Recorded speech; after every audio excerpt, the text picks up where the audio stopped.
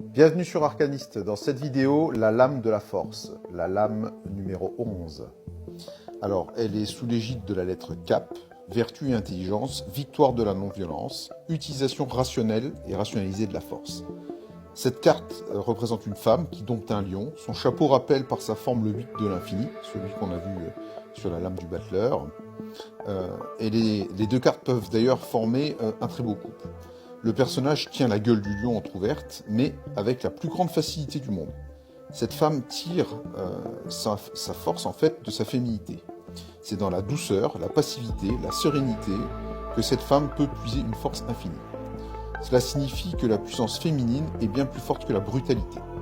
Pour certains, cet arcane illustre moins la force que l'intelligence.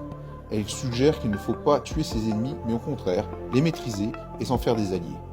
Elle affirme aussi que toutes les énergies sont précieuses et qu'aucune ne doit être gaspillée ni écartée. Il convient de savoir les canaliser.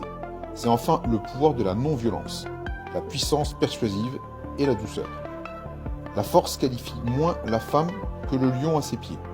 La carte, et en cela, ne suggère pas une action violente, mais au contraire une utilisation rationnelle de la force. Elle symbolise entre autres le courage, la force morale, la maîtrise de ses énergies et de ses pulsions animales. Avec ces lames s'achève la deuxième série de cartes du jeu. Le cycle se clôt sur la victoire sans heurts, la seule durable, de la pensée sereine et sans entrave. Symboliquement, elle représente l'intrépidité, le calme dominateur, la puissance morale. C'est fondamentalement la carte de la force et de l'énergie.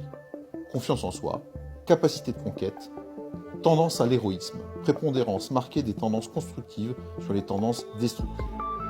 Lorsqu'elle sera renversée, on pourra y voir une tendance au despotisme, à la colère, à l'orgueil, à l'arrogance, mais aussi à l'apathie, à la mesquinerie. Supériorité de la haine sur l'amour, discorde, insensibilité, impatience. Tout ce que vous entreprendrez sera accompli en toute sérénité. Restez zen, c'est ça la clé du succès. Merci de nous suivre sur Arcaniste. Abonnez-vous pour ne perdre aucune vidéo.